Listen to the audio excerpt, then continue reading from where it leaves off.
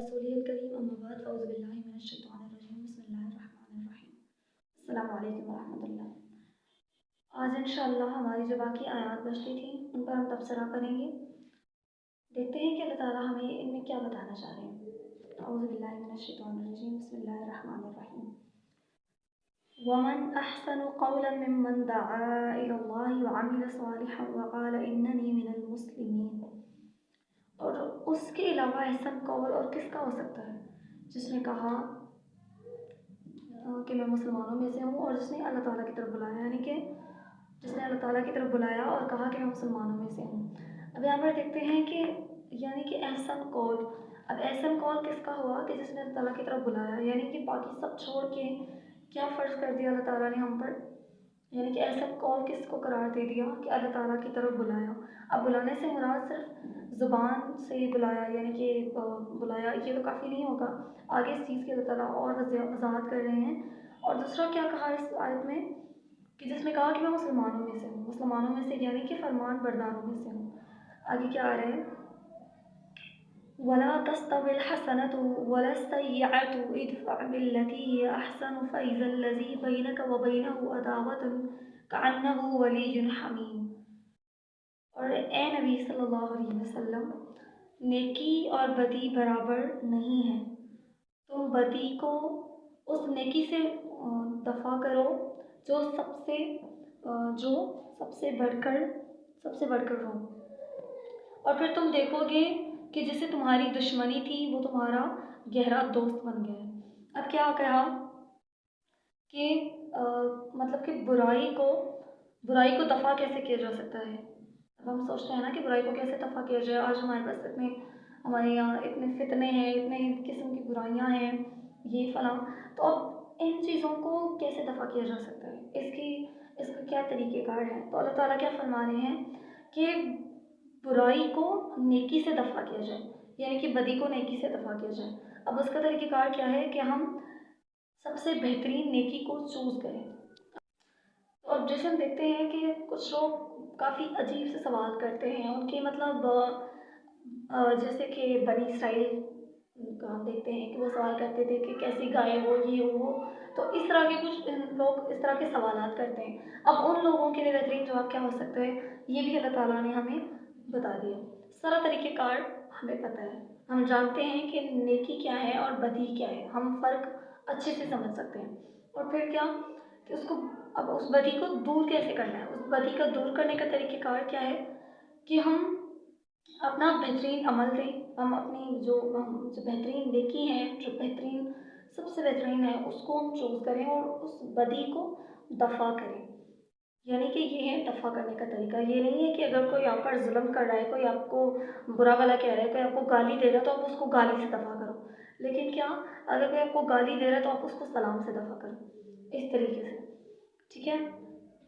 تو اب اس سے کیا ہوتا ہے، اللہ تعالیٰ کہہ رہے ہیں کہ ہم دیکھتے ہیں کہ مطلب بہت سارے لوگ ایسے ہوتے ہیں جو فار ایگزامپل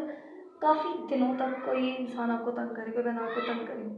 آپ اس کو کچھ بھی نہ کہو، یا پھر آپ اس کے ساتھ ایسے طریقے سے پیش ہو، تو پھر کیا ہوگا کہ آہستہ آہستہ اس پر بھی اثر ہوگا کہ اس کو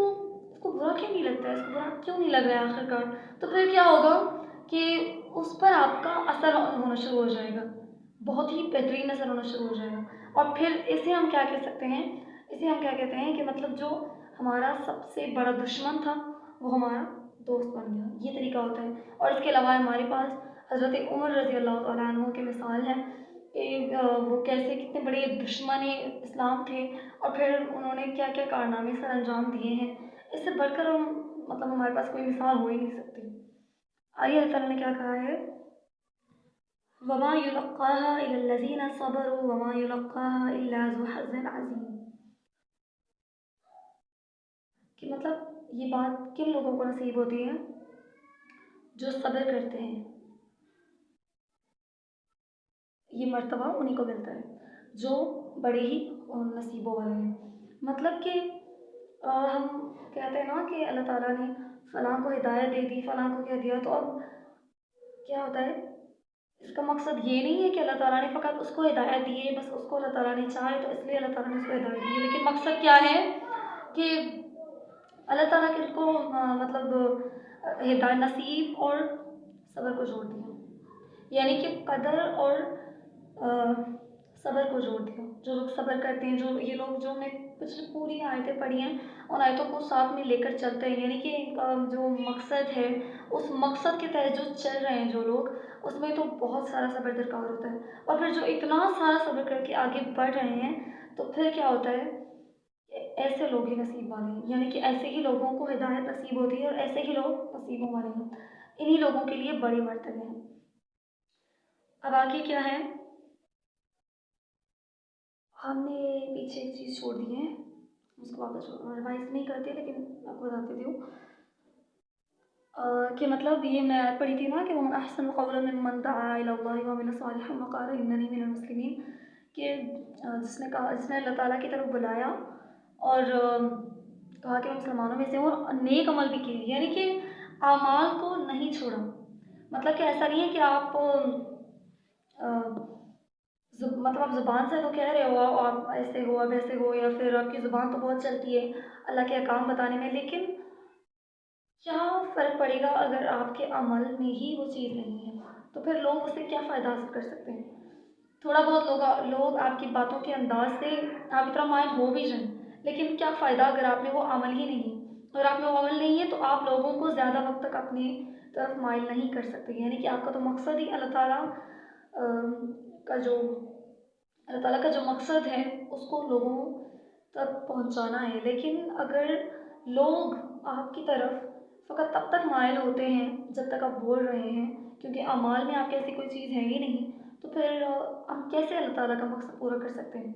سوال تو یہ اٹھتا ہے۔ تو اس سوال کا جواب کیا ہے کہ ہم اپنے اعمال کو دیکھتے رہیں اور ان کو ساتھ لے کر چلتے رہیں، یعنی کہ ہم اپنی بہتری کی کوشش ہمیشہ کرتے رہیں۔ ایسا نہیں کہ ہم نے ایک بار کوشش کی یا پھر ہم نے تھوڑا کچھ کر دیا اور ہم بس بیٹھ گئے۔ اس کو ہم کیا بولتے ہیں کہ یہ چیز کیا ہو جائے گی پھر کہ ہم معاذ اللہ تکبر کر رہے ہیں، یعنی کہ فار ایگزامپل اگر ہم 5 وقت کی نماز پڑھ رہے ہیں لیکن بہت ساری برائیاں ابھی ہم میں موجود ہیں اور ہم اللہ تعالیٰ کے احکام بھی سنائے جا رہے ہیں، اور اگر کوئی ہمیں ملامت کرتا ہے تو ہم کہتے ہیں کہ مطلب کہ ہم الٹا اسی کو سنا دیتے ہیں، پھر یہ کیا ہوگا؟ مطلب اس چیز کے ساتھ تو ہم اللہ تعالیٰ کے مقصد کو آگے نہیں بڑھا سکتے۔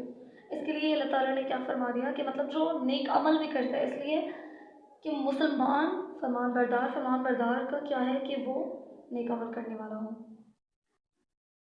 آگے آخری آیت جو ہمیں پڑھی تھی، وَإِمَّا يَنزَغَنَّكَ مِنَ الشَّيْطَانِ نَزْغٌ فَاسْتَعِذْ بِاللَّهِ إِنَّهُ هُوَ السَّمِيعُ الْعَلِيمُ، یعنی کہ اب ان ساری چیزوں میں اس پورے پروسیس میں ظاہر ہے آپ کے دماغ میں آپ کو بہت ساری وسوسے بھی آئیں گے، بہت قسم کے وسوسے آپ کو آئیں گے، مطلب ہم تصور نہیں کر سکتے ہمارے اندر میں کتنی ساری چیزیں بیک وقت چل رہی ہوتی ہیں۔ آپ سب اتنی مثال لے لیں کہ آپ کو یہ بھی ہوگا کہ فار ایگزامپل کوئی ایسی برائی ہے، کوئی ایسی برائی جس میں پہلے آپ مبتلا تھے، اب لوگ اس کو کر رہے ہیں، تو پھر کیا ہوگا کہ آپ کو بھی ہوگا دل میں کہ کیوں نہ میں بھی اس کی طرف جاؤں، تھوڑا خیال ضرور آئے گا دل میں۔ اور اس کے علاوہ بہت ساری وسوسے کہ ہم، کیونکہ انسان کا دماغ جو ہے وہ اتنا آزاد ہے اور جب وہ مزید آزاد ہو جاتا ہے، یعنی کہ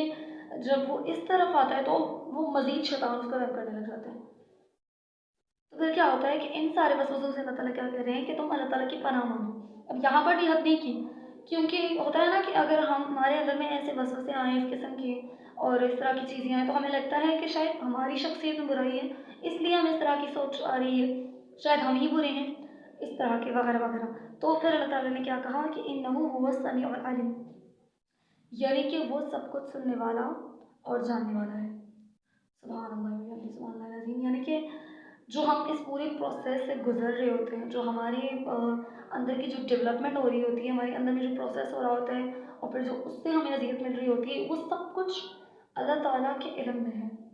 یعنی کہ ہم پریشان نہ ہوں، ہم نا امید نہ ہوں، ہم مایوس نہ ہوں کہ ہماری شخصیت میں برائی ہے، حالانکہ اللہ تعالیٰ نے تو فرما دیا ہے کہ وَالتِّينِ وَالزَّيْتُونِ وَطُورِ سِينِينَ وَهَٰذَا الْبَلَدِ الْأَمِينِ، یعنی کہ انسان کی جو فطرت ہے وہ فطرت بالکل پاک ہے، نیک ہے، اس لیے انسان کو یہ ملامت ہوتی رہے یہی اس کے لیے بہترین ہے۔ اسی کے ساتھ ہم اپنی ویڈیو کو اینڈ کرتے ہیں. جزاکم اللہ خیرا کثیرا. ہمارے چینل کو لائک بھی کریں، سبسکرائب کریں اور شیئر بھی کریں.